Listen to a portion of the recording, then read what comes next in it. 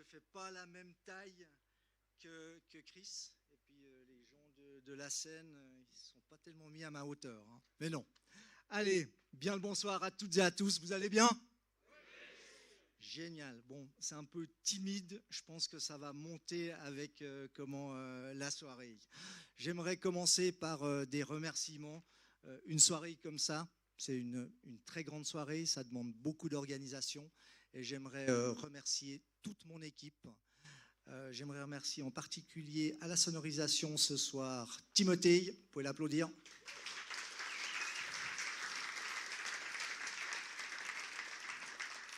Un grand merci. Il y a Tanguy qui s'occupe de tout ce qui est light show et aussi ce que vous avez sur les écrans. Vous pouvez l'applaudir, il fait un travail incroyable.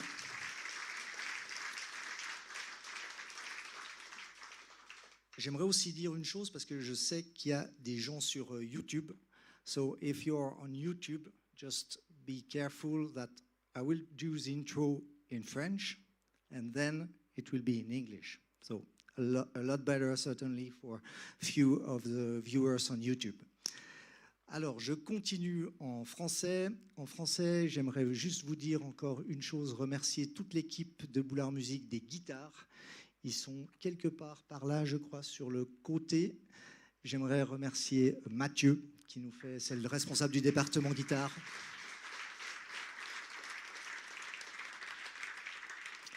Il y a aussi Jean-Luc, Michael et Jérôme, notre luthier, qui est ici. Et j'aimerais remercier encore quelqu'un, vous l'avez juste ici, il est à la vidéo, c'est César, c'est notre apprenti médiaticien. Grand merci César. Il fait des trucs incroyables César, c'est franchement un dieu de la caméra et de l'ordinateur. Il nous régale. J'aimerais aussi remercier la présence ce soir de Yamaha, parce que sans remercier Yamaha, vous ne seriez pas là ce soir.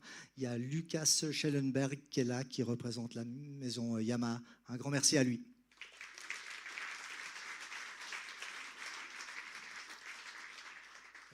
Si jamais aussi, si vous voulez craquer sur une guitare de chez Yamaha ce soir, sachez que sur le modèle de Chris, on a une offre spéciale à 999 francs c'est pour les gens qui sont ici ce soir. Sachez que la date de livraison de la guitare, ça sera fin juin, début juillet. D'accord ? À l'heure actuelle, ils ont des problèmes de livraison.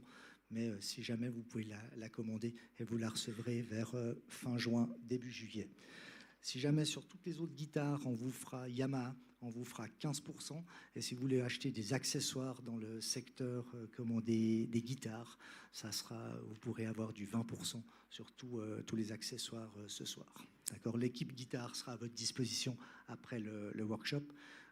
Chris sera aussi ici, juste après le workshop. Il sera à la petite table et si jamais vous voulez prendre une photo avec et avoir une petite dédicace, il sera un plaisir de rester avec nous un petit moment. Voilà. Alors, on va commencer. Mesdames et messieurs, chers guitaristes, vous êtes là ? Ok. Et surtout, ceux qui ont acheté une guitare pendant le Covid et qui jouent toujours les 4 mêmes accords. Bienvenue à cette masterclass. Ce soir, on va parler de guitare. Bon, on fait tous des erreurs, parce qu'on sait tous que l'instrument numéro 1, le roi des instruments, c'est le piano. Je suis pianiste. D'accord ? On va parler du deuxième instrument, guitare. Ok, bon, vous êtes là ce soir, c'est bien. Mais pas comme d'habitude, parce qu'entre nous, on a tous passé déjà des heures à essayer de sonner comme nos idoles. Moi, j'avais comme idole Yvette Horner. Je ne sais pas si vous connaissez. Il y en a qui connaissent. Moi, j'ai essayé au piano. Je n'ai jamais réussi à sonner comme elle. Moi, je jouais de l'accordéon. Non, Yvette était une artiste incroyable. Mais pour finalement, en fait, sonner bien comme nous-mêmes. Parce qu'on sonne comme on joue. Et justement, l'artiste qu'on accueille ce soir fait exactement l'inverse. Il ne copie personne. Il ne cherche pas à impressionner. Il joue et il te donne des frissons. Un de ces guitaristes qui te fait dire « Oh, donc en fait, ben, je ne sais pas du tout jouer de la guitare. » Ah, ça, c'est beau. Entre blues, rock, soul et une bonne dose de classe britannique, puis je rajouterai un petit peu de flegme britannique aussi, il a réussi à créer un son immédiatement reconnaissable et surtout profondément musical. Mais ce soir, bonne nouvelle, il ne vient pas seulement nous mettre une claque. Il vient nous expliquer comment il fait pour nous la donner. Alors, ouvrez grandes vos oreilles, préparez vos questions et surtout, gardez votre ego à la porte parce que, mesdames et messieurs, ça va envoyer ce soir. Faites du bruit pour Chris Buck.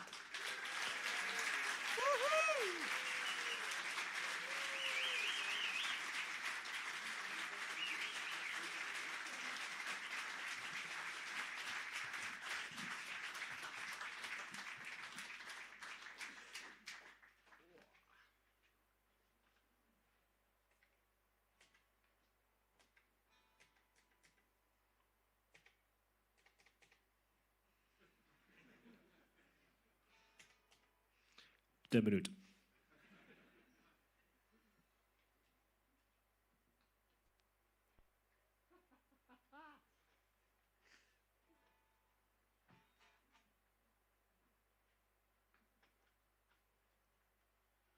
Talk amongst yourselves.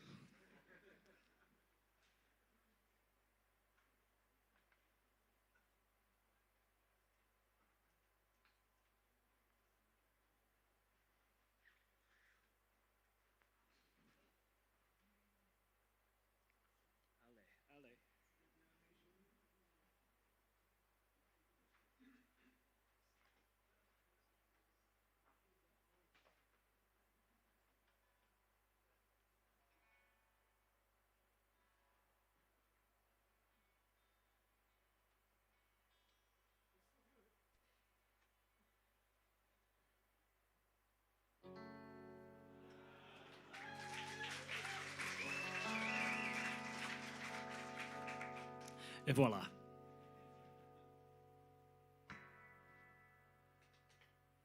I'm wondering why I can't find the reason why you're searching for this feeling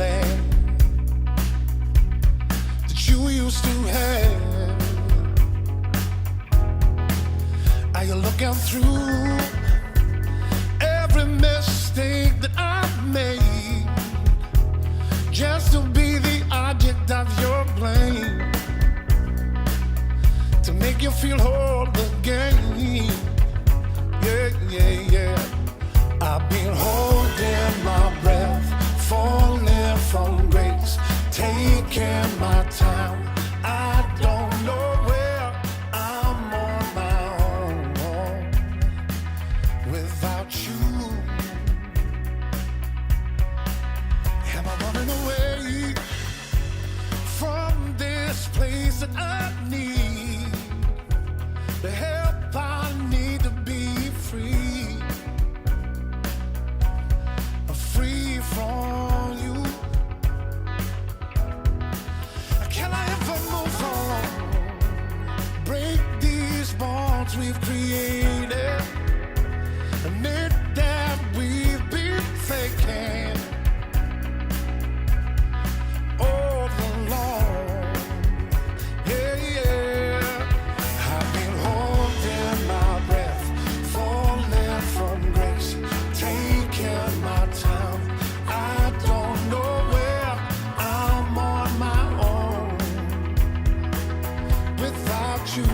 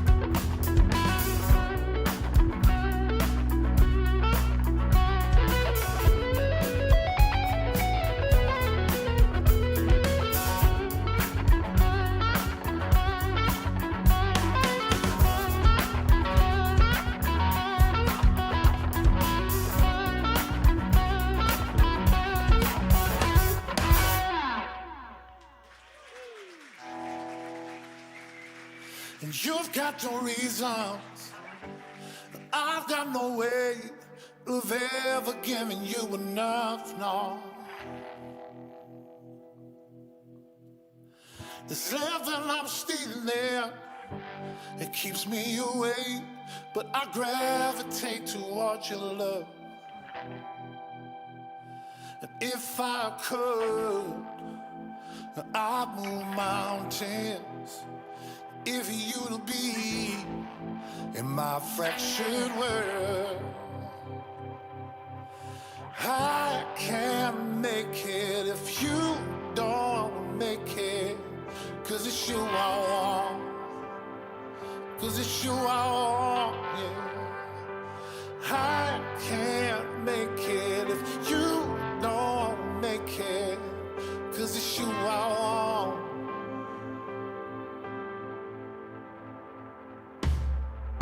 It's finding a reason and making it right to define the rhythm of your love. Your vision I needed, oh, now I'm making you mine. But you won't want me if I'm not enough, no. Can you wait? It's everything I ever wanted. Is it too late? Are you letting me go? And I can't make it if you don't make it, 'cause it's you I want, 'cause it's you I want. I can't make it if you don't make it, 'cause it's you I want.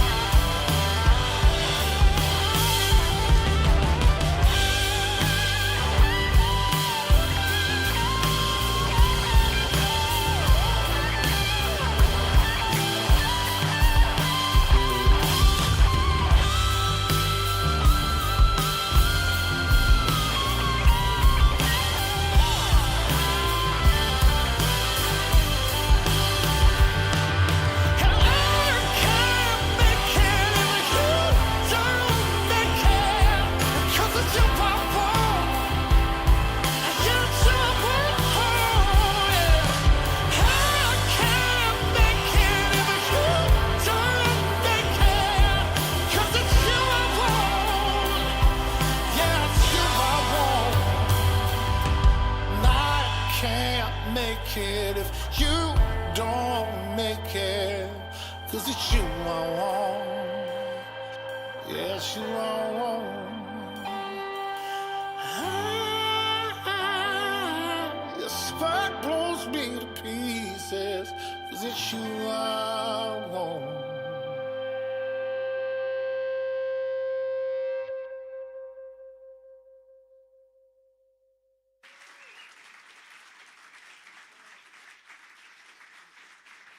Merci beaucoup. Bonsoir, Morge. Ça va? Cool. Merci d'être là ce soir.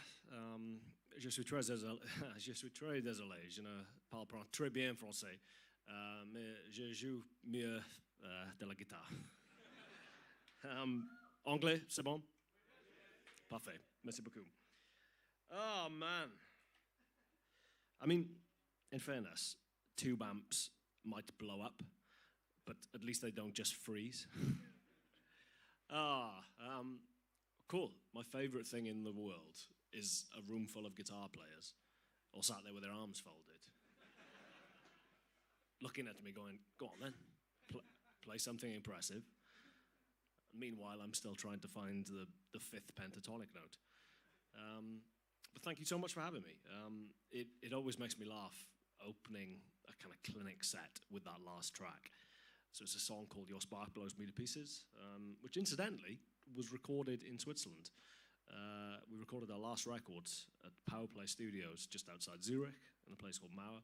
So yeah, it's always a joy to kind of come back to Switzerland. So thank you very much for having me. Thank you, Boullard, for having me. Thank you for Yamaha for bringing me here. But yeah, it always makes me laugh to play that song. It started life as quite a kind of strummy kind of acoustic track. Me sat on the sofa writing it, and it was kind of...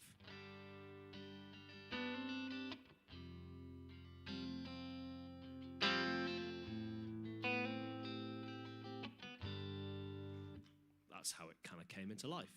Anyway, fast forward to Power Play Studios in Zurich. We're recording it, and before I know what's happened, it sounds like this.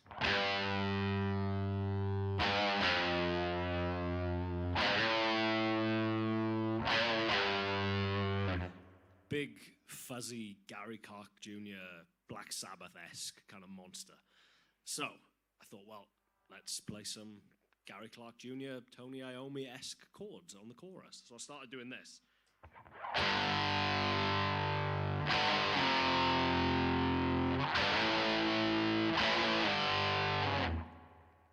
And Cyril Kamanzine, our producer, said, whoa, it's too much. It's just, I can literally hear nothing but guitar. Can we tone it down? Can you play something else? I was like, okay, cool. How about this, maybe?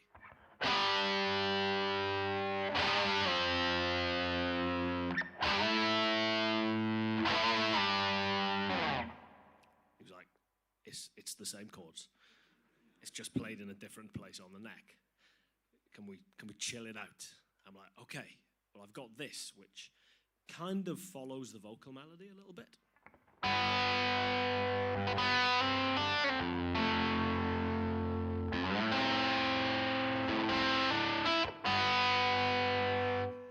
He was like, it's nice, but how about we let the vocalist sing the vocal melody? I was like, okay. Anyway, on and on and on it went for about 2 days, or it felt like, until we finally settled on this.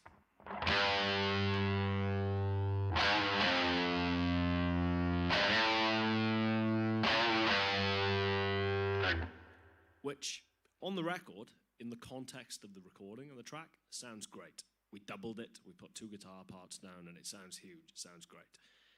What I didn't factor in at that moment in time was that a year later, I would be in front of a room full of guitar players at a guitar clinic, getting up and doing essentially Smoke on the Water.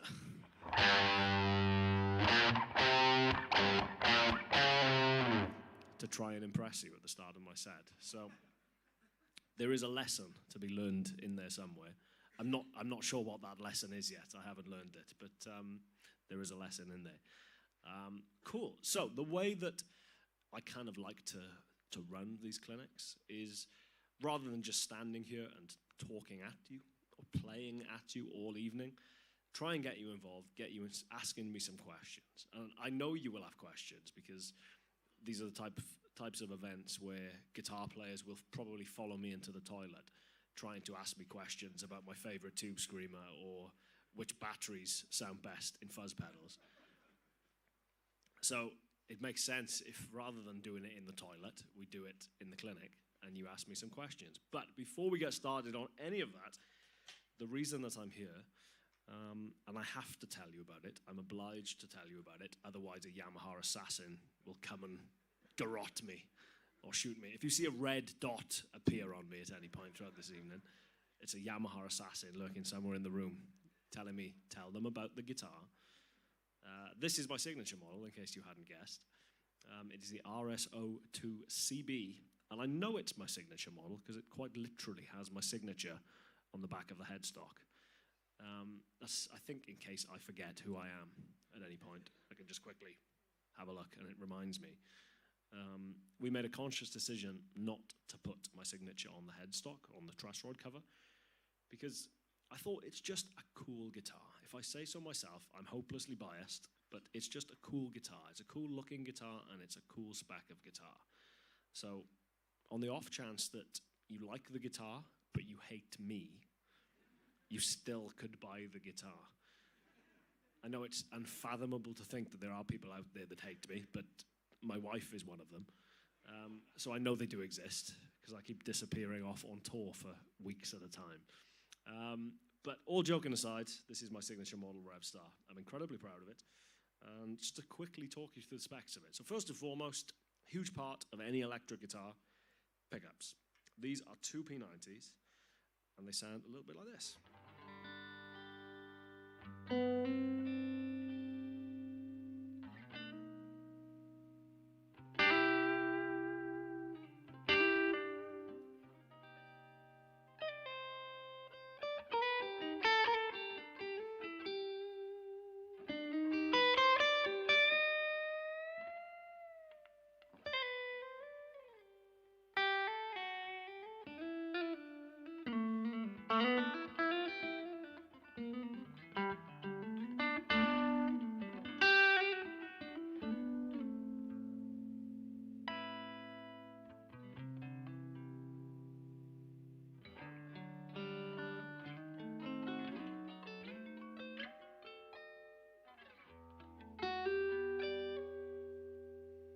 Put it onto the bridge position.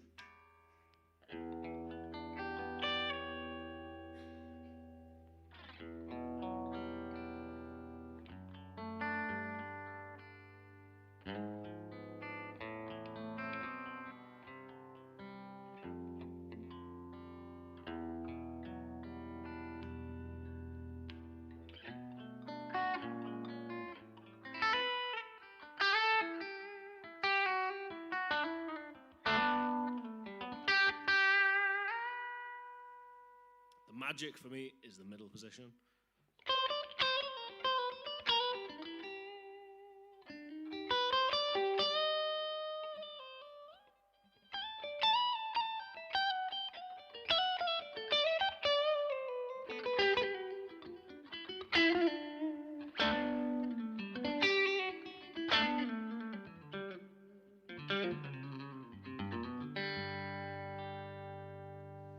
We spent months developing the pickups. Yamaha were kind enough to send me, I think, 5 different sets of prototype pickups.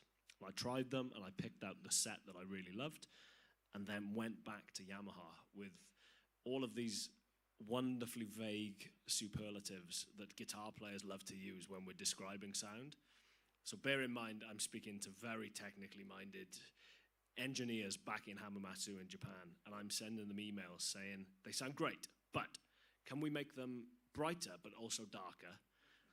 And they need to sound creamy and fat and warm and kind of like girthy. And I imagine they're in Japan tearing their hair out saying, what is he talking about?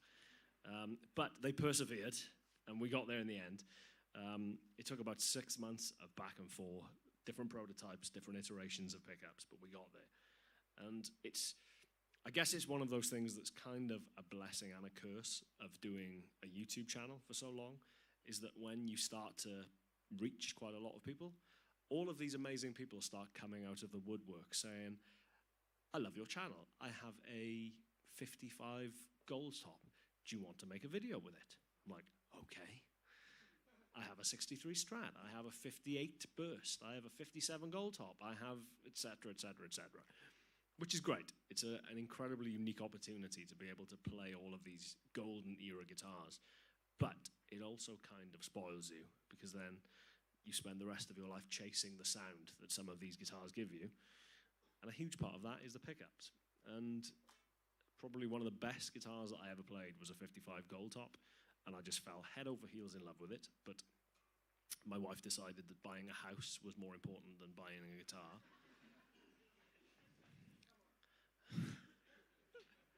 I think the guitar is probably worth more than our house now, so the joke's on her. And I fell in love with it, and I had to let it go. And I've been chasing the sound of that guitar ever since. And I'm, very pleased with the sound of these pickups. It's about as close as I've ever heard to it. So that's the pickups. We've got a wrap over tail piece. They kind of don't get the love they deserve, wrap over tail pieces or wrap tails. I think in years gone by, you couldn't intonate your guitar if you had a wrap tail, so it might sound in tune down there. And then by the time you got up here, it was... Obviously with this, you have the intonation, you have the saddles, so you can adjust it so it's perfectly in tune up and down the neck. They have a distinctive, unique sound, which especially combined with P90s, just feels like you're getting the most natural kind of electric extension of how your guitar acoustically sounds. I love them. Master volume, master tone. We've got a three-way switch because I can't count to 5. I think I came from a background of playing Strats. I played Strats for a very long time, and my frustration with Stratocasters was always, if you were playing live, if you were in the heat of battle, as it were, and you wanted position 2 or 4, it was down a bit, up a bit, left a bit, right a bit, down a bit. You had it? No, oh, it's gone. Up again, down again. I think there's something very cool about a three-way switch that almost limits you in terms of how many options you have, and it just focuses your mind on what you're meant to be doing, which is not buying pedals, it's making music. So there's something quite liberating about that. We've got a neck, which is carbon fiber reinforced. Now, hopefully I never have to find out why one might need a carbon fiber reinforced neck. I guess if you want to use it as a weapon, maybe at some point. But what I will say is over the past few months of touring with this guitar, past 2 years, I guess, maybe actually, because I've been secretly touring with this guitar for much longer than it's been actually released. It's been remarkably stable, whether we've been in California with it, in baking hot sun, or whether we were in Chicago where it was minus 21 degrees. Setup has never changed, the actions stay consistent, and maybe that is because of the carbon fiber in the neck. Who knows? Certainly not me.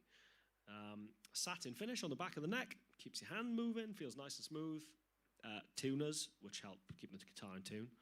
Don't know what else to tell you about the tuners. And my signature on the back of the headstock. And that, I do believe, is my signature guitar in its entirety.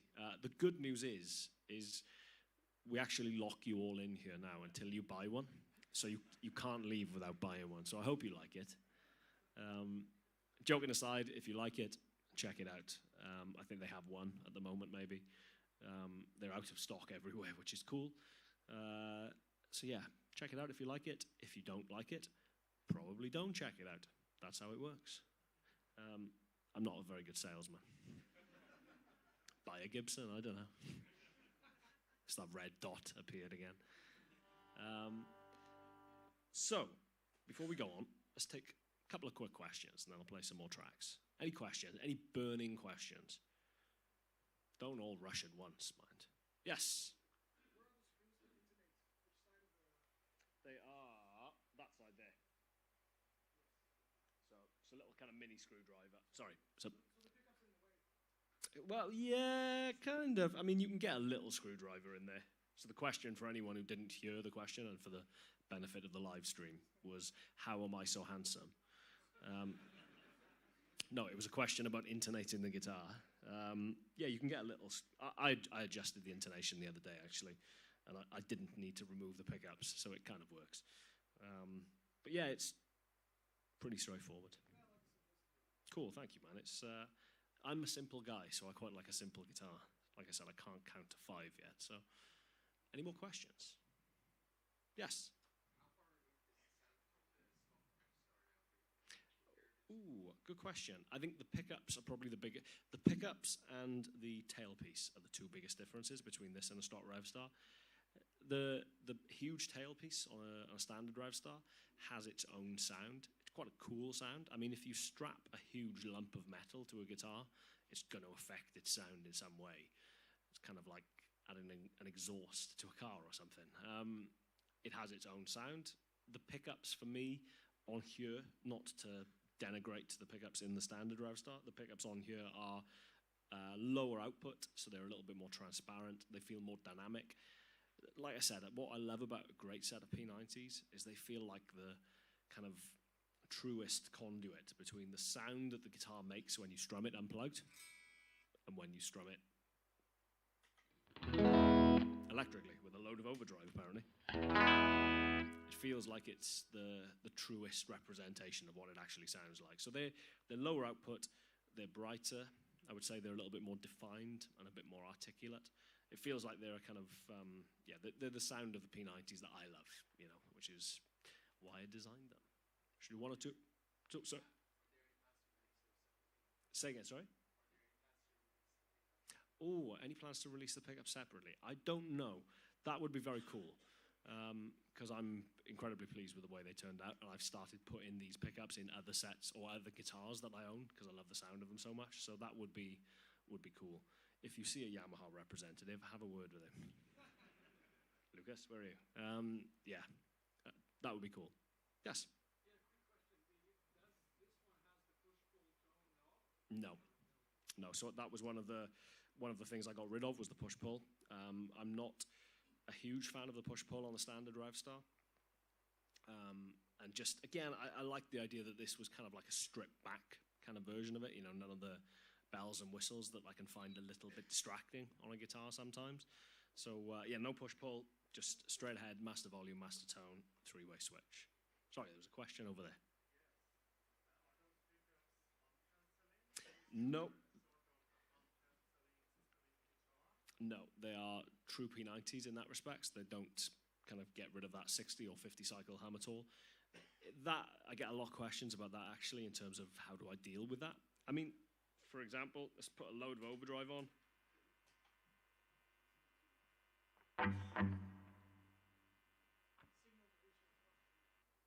It goes away in the middle, obviously where it kind of gets rid of that. But I mean, even if you stick a fuzz on, you can hear it then, but that, relative to the amount of gain that I now have, it's quite quiet. So, caveat being, it does kind of vary from venue to venue. I'm surprised it's so quiet tonight because of all these lights. Lights are terrible for making guitars hum. We did a show in the US last summer. We played a venue in Minneapolis. It was attached to a venue called First Avenue, which is where Prince recorded Purple Rain. It's like a really iconic venue. And it was so noisy for like single coil pickups. It's bad when my SG, which has humbuckers in it, the clue is in the name, were humming quite a lot. So I was like, well, we've got no chance with a Revstar with P90s and my Jazzmaster.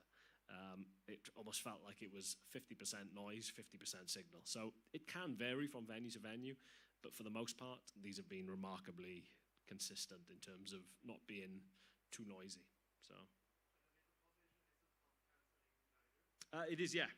So if we put on a load of overdrive again, so there's the bridge, it's the neck, it's the middle.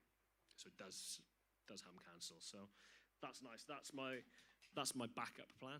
If you're in a really noisy venue, just do the entire gig on the middle position. So cool. One more question. And I can play. Yeah. Yeah. Oh, cool. Yeah. Cool. Repeat the questions. All of the questions so far have been, why are you so good looking? Cool. One more question, then I can play some more. What's the answer? It's a very complex beauty routine. Clearly, it's it's on average at the moment getting about 4 hours sleep a night, and doing this European tour, which takes in about 72 cities in 8 days. So, cool. One more question, then we'll play some more music. Yes, I think your hand went up first. Say again, sorry? Oh, do I use my nails or the fleshy parts of my fingers when I play? Both is the answer to that. That's a very good question. I shall answer that more fully now. I'm going to play a track to kind of demonstrate that a little bit.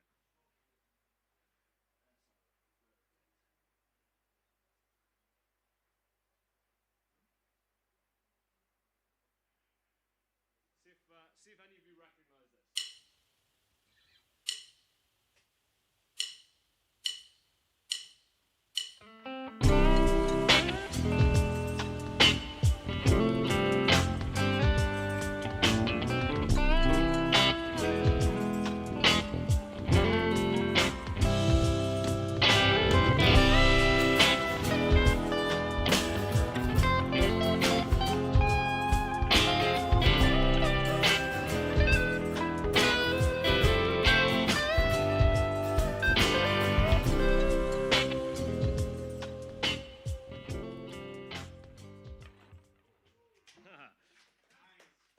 Mr. McCoop, anybody recognize that? Paul Davies, yeah. I have a lot to thank Paul Davies for. So when Paul Davies sent me an email asking me to be involved in that video, I think it was about 2 days after my little boy had been born. So I was quite literally and figuratively drowning in mud. So I had quite a lot on my plate. I was like, cool, thanks for asking me, Paul, that sounds great. Can you give me a few days? So I eventually did it, and I think between downloading the song and recording it and sending it back to Paul, I probably spent an hour maybe on it tops. If I'd known that like millions and millions and millions and millions of people were going to watch that video, I probably would have spent longer than an hour on it. But it's the reason I play it at these clinics is probably one of the most frequent questions I get is how do you construct guitar solos? How do you build a solo? And I have other solos that I can demonstrate that with, but they tend to be quite long, so they're harder to break down and kind of show you what I'm doing.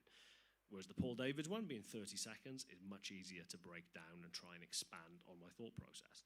The first point, to answer your question, pretty much all of that was played with my fingers, which is something that I've always done, or not always done, but I've done for a very long time. So if you watch that solo in isolation without the backing track, let's have a look.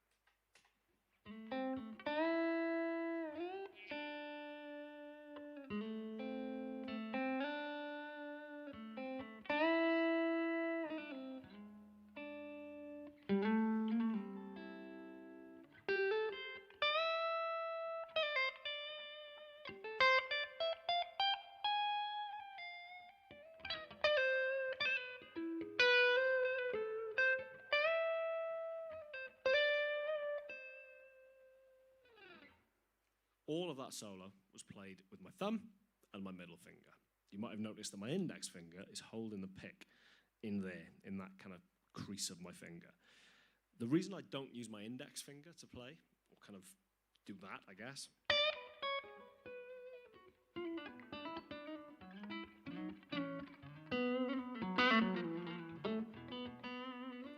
it's really strange to do that, was when I was a kid.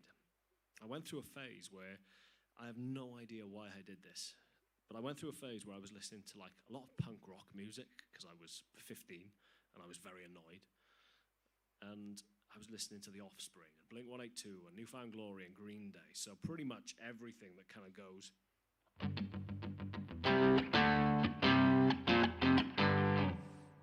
A lot of chugging on kind of power chords. And for some reason, I decided that I would not use a pick and I would just play it with my nail.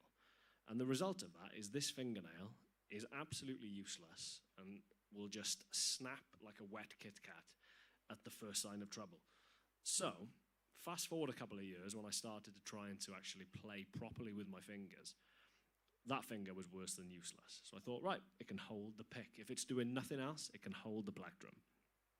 And that's what it does. And it gives me a nice little kind of point of little magician's trick, being able to kind of pull the pick out and start using the pick, or tuck it away and use my fingers.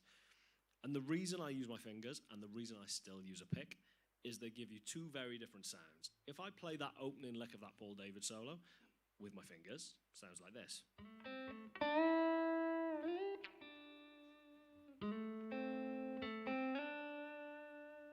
If I play it with a pick,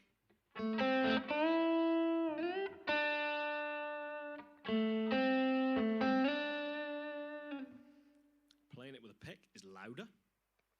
It's more aggressive, sounds a bit angrier, which for that track, which is quite chilled and like a kind of pretty,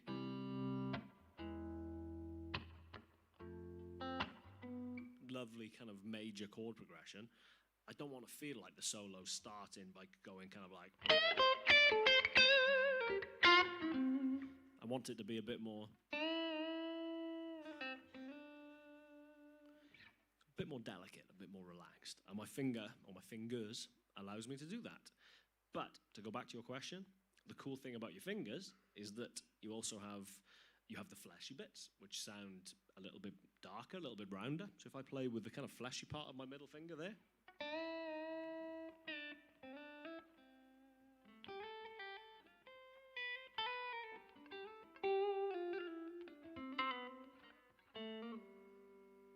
sounds quite dark and soft. If I dig in with my nail,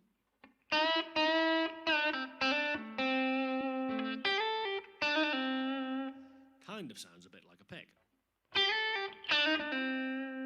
Not quite, but it's close.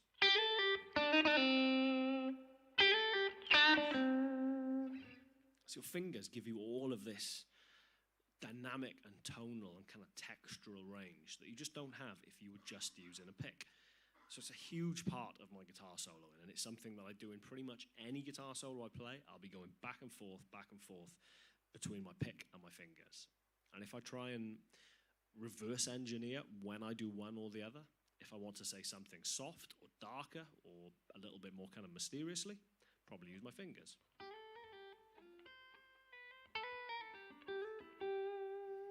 If I want to sound aggressive and take people's heads off,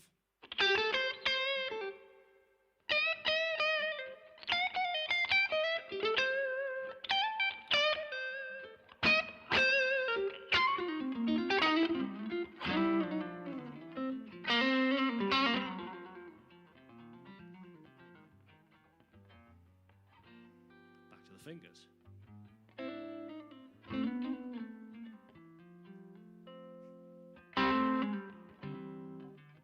Back to the pick.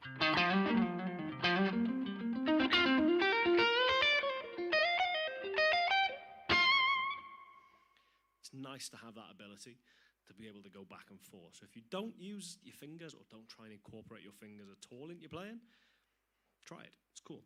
Sounds interesting. Now, to quickly go back to that Paul David solo, there's three things I want to highlight with that solo that I think are worth highlighting because they're kind of like hacks I use for solo. Something I do in most of my guitar solos, see if you can understand what I'm talking about here. See if you can spot what I'm talking about. Paul David solo starts here. A couple of bars later, ends here.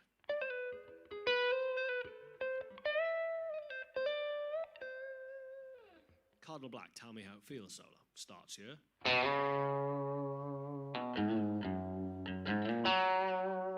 Ends here.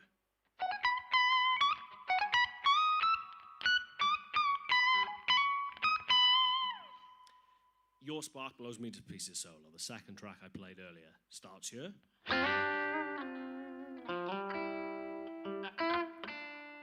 Ends here. See a pattern? Start low, aim high. You don't have to do it all the time, but if you're struggling to feel like you're saying something interesting or telling a story in a guitar solo, it's a great way to kind of keep yourself in check and make sure that you're heading in the right direction. If I play that Paul David solo and I go in the other direction, if I start high and work down low, So watch what happens.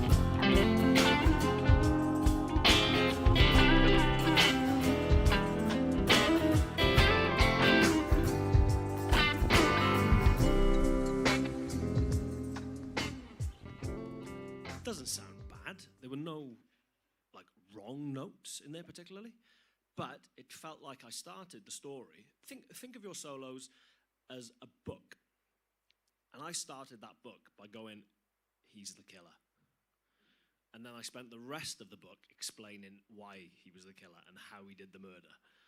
This one starts the book with the murder and slowly explains who the killer is. That's the difference. A good story will be the same as a good solo. Or a good solo will be the same as a good story. It will take the listener on a journey and help them feel as though you're kind of leading them somewhere interesting. And that, for me, the climax of the Paul David solo is not the super high part or the kind of high part where I go...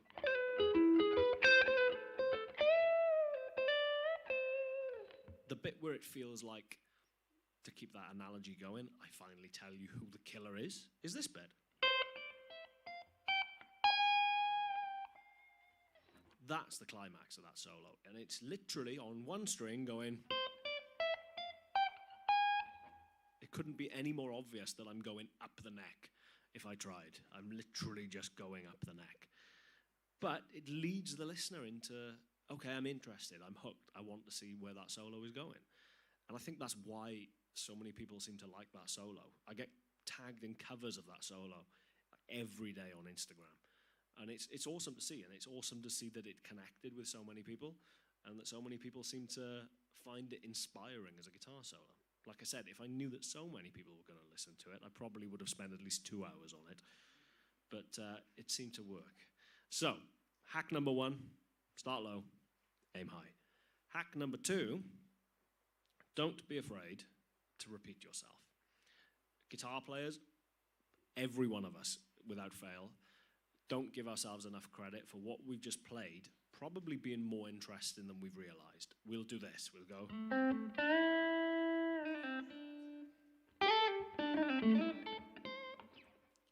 We'll play something cool, and then we'll go, what's next? And move on, because we panicked. That lick happens 3 times in the solo, I think. Starts the solo.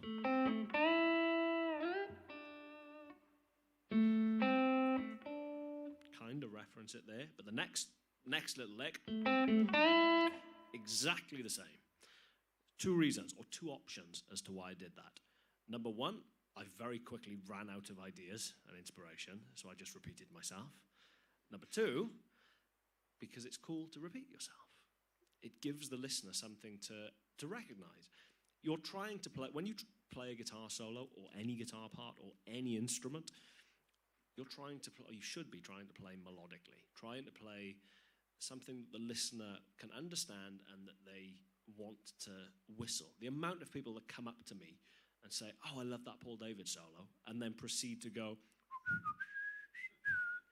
I'm like, that's cool. I remember how the solo goes. I played it, but thank you for whistling it to me. But the fact that they can whistle it is proof that it's a melodic solo. And the reason it's a melodic solo, there are bits in it which just repeat. Starts with this. Does it again.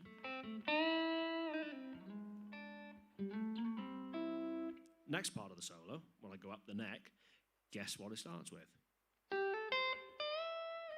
Exactly the same lick.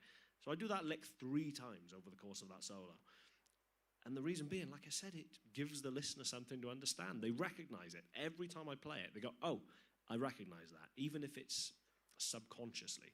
They don't actively have to be thinking, "Oh, I just played that," Because when you play it in a different register, when you play it in a different position, I've taken the listener from down there to there. Taking them up the neck, telling a bit of a story. I do it all the time in my solos. Literally, every solo that I play will have these repeated ideas. So don't be afraid to repeat yourself. Probably more meat on the bones than you give yourself credit for. Little side note, don't be one of those guitar players that does this.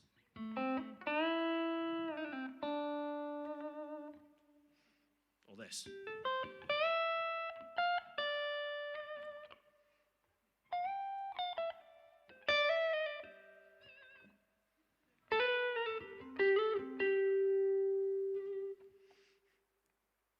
What is vibrato? Think about it for a second. We're all guilty of this. I do it all the time as well. You land on a note and you start wiggling away. And I don't know why we do it. And we all do it because it's cool and it's fun to do vibrato. But stop and think, what am I trying to sound like when I do vibrato? And vibrato is something that singers do. Singers add it to a note as the note is decaying because it sounds cool. And it's almost a physical manifestation of the note decaying and them trying to keep the note going. They might go,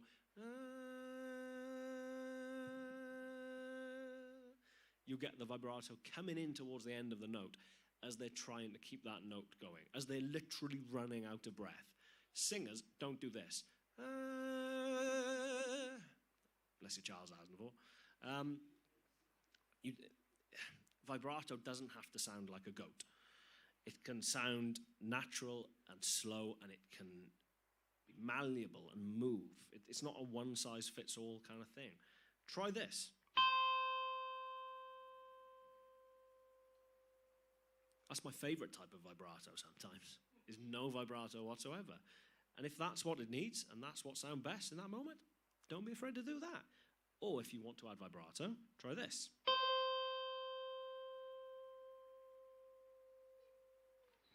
Listen to Whitney Houston. Whitney Houston is an incredible exponent of vibrato. Something I Will Always Love You, a cover of the Dolly Parton track. There's certain notes she sings in that where there is zero vibrato on it. Until the very end of the note, she'll go.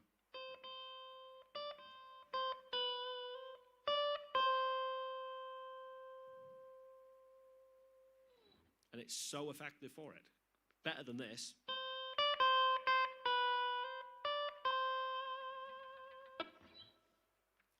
Different circumstances, different contexts require different vibrato. Don't feel like you always have to have it.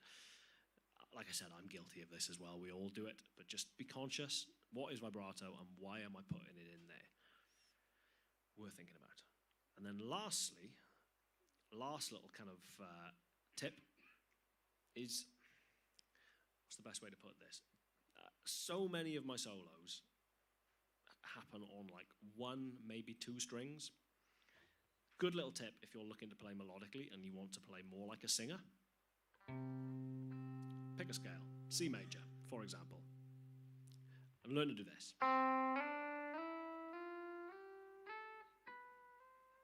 Learn your scale on one string. Then start practicing trying to play melodically and trying to play interestingly just using one string.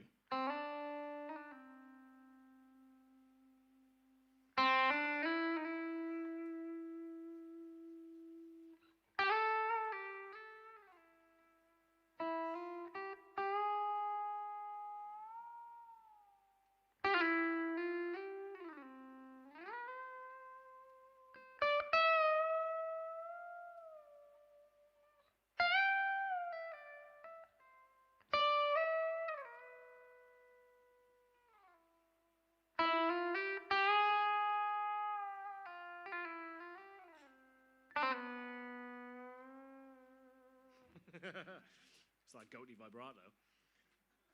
If you can play interestingly on one string, you can probably play very interestingly on multiple strings. Every guitar player I know, most of the guitar players I know, at some point have said the exact words, I feel like I'm stuck in the box. I can't get out of this. Pentatonic box. box. We all love it. We all use it. It's cool to do this. It's cool to do this. It's cool to do... It's great for loads of stuff. But if that's your only way of getting around the guitar, it starts to sound quite limited, because what you end up with is you can do it there, or you can do it there. One is easy to play, one is hard to play. If you can take those notes and learn how to do them on one string, so take a C minor pentatonic scale, for example.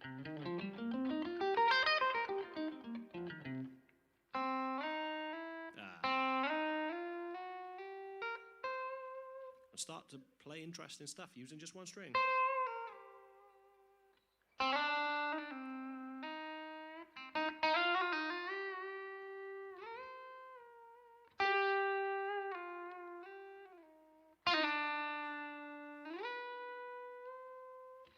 If you can express yourself on one string, sounds cool. So many of the solos that I play use just one or two strings. Just cool little technique. Right, I'll play another track. How are we doing for time? And then, like I said, all of the people that did want to ask me what batteries I used in my fuzz pedal have all gone quiet. So what I'll do then after the clinic is we'll just come and hang out and chat, and you can ask me those questions. I can take photos, I can sign stuff, kiss your baby, wherever you want. I'm running for president next year.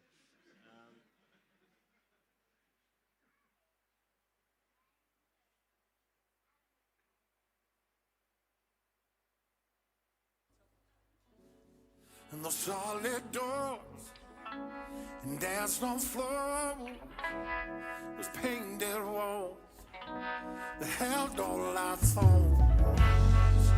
Welcome home, sweet solitude. Yeah, yeah. Gotta stay on your feet. We might be needed again. In those early nights, in those midnight flights, just to get on home and just to be alone with you. There's not much change between comfort and control. Can anybody help me? Because there's nothing like this sound of silence. And I need your warm love. Oh, your warm love. I got to have your love, yeah, and that's killing me deep down inside. I need your warm love that I can't hide. And you're moving on, yeah, we're moving on. And that new job you got that you don't like that much, and never held you back from living your life.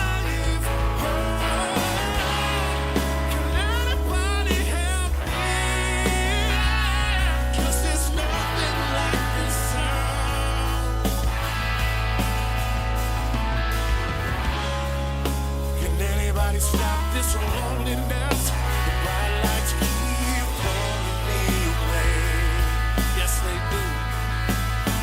And I need your warm love. Oh, your warm love. I got to have your warm love. Yeah, and that's killing me deep down inside. I need your warm love that I cannot hide. It's killing me.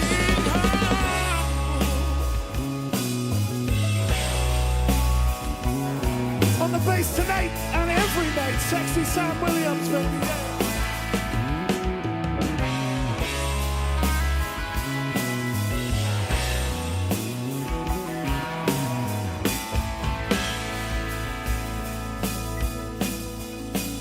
And I need your warm love. Oh, your warm love. I got to have your warm love. Yeah, and that's killing me deep down inside. I need your warm love that I cannot hide. Yeah, yeah, yeah. And it's killing me inside.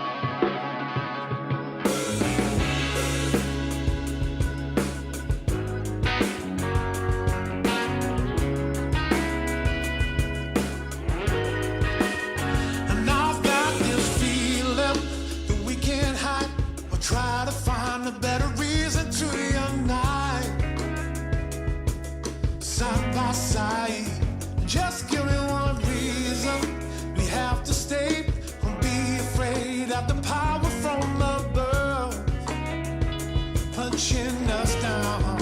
It shouldn't be a movement. It's not on us to tidy us. Why is it pride to carry us through? Tell me, girl, and I feel this ceiling is getting close. We need the strength to shelter from the broken glass, cutting us down. Tell me how it feels, baby. Tell me how I'm supposed to know. Tell me how it feels, baby. Because I don't know.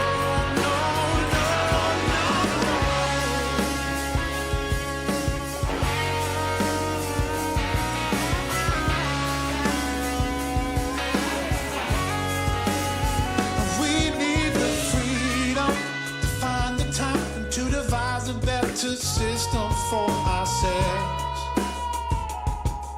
To get on top and stop this bleeding, hoping, kneeling, stop pushing back, yeah.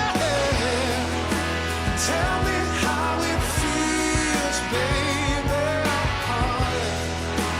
Tell me how I'm supposed to know. Tell me how it feels, baby. Because I don't know.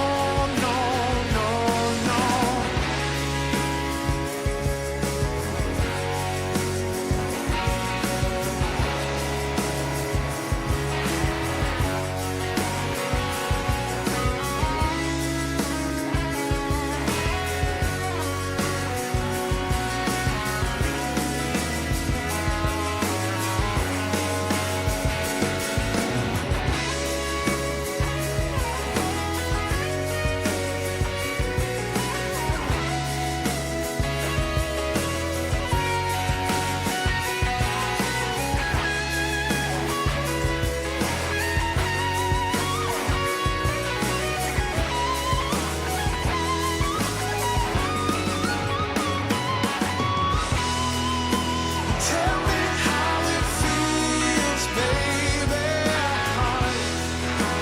Tell me how I'm supposed to know. Tell me how it feels, baby. Because I don't know.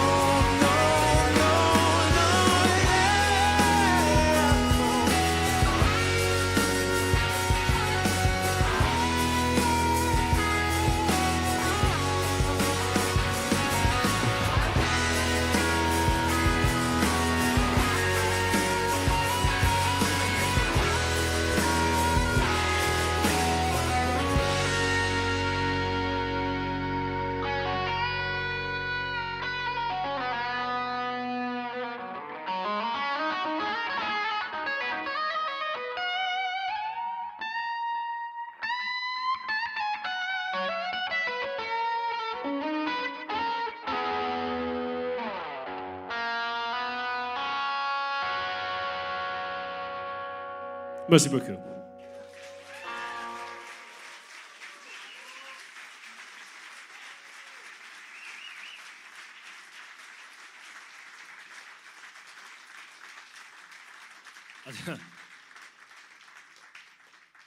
I don't normally end on this next one, but someone actually requested it earlier. It's a Cardinal Black track called I'm Ready, and I'll play the solo because someone specifically wanted it for some reason. So, I agree. My biggest fan.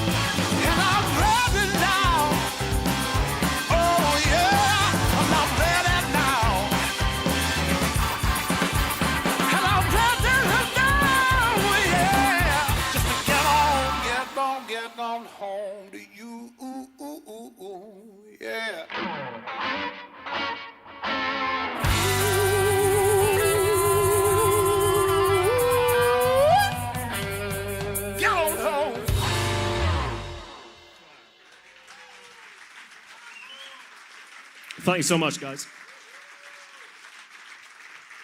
I'll come out, hang out, we can get some photos, kiss your babies, wherever you want me to do. Mr. Pagum, thank you so much.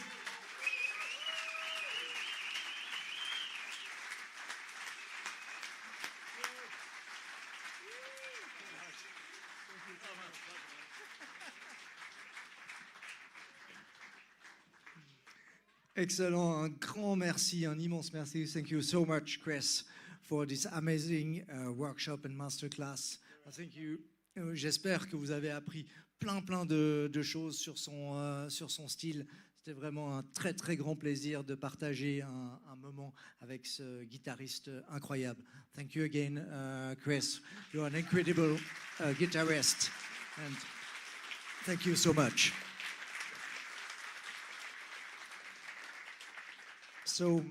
Alors, si vous voulez maintenant, ce qu'on va faire, c'est que vous pouvez rester avec nous. On va ouvrir un bar juste sur le côté. Vous pouvez rester. Toute l'équipe des guitares sont là. On a donc Mathieu, Jean-Luc, Michael. On a Jérôme, notre luthier, un de nos deux luthiers. Alain n'est pas là ce soir. Mais Jérôme, si jamais vous voulez discuter avec Jérôme, il est là à votre disposition. Si vous avez un petit souci avec votre guitare, bon, normalement, si vous avez des Yamaha, il n'y a pas de souci. Mais si vous avez d'autres guitares, il y a des petits soucis des fois à régler. Donc Jérôme est là pour vous aider. Et puis, si jamais vous nous quittez juste après, soyez prudents sur la route. Bonne rentrée à vous et encore un grand merci d'être venu ce soir ici. Merci.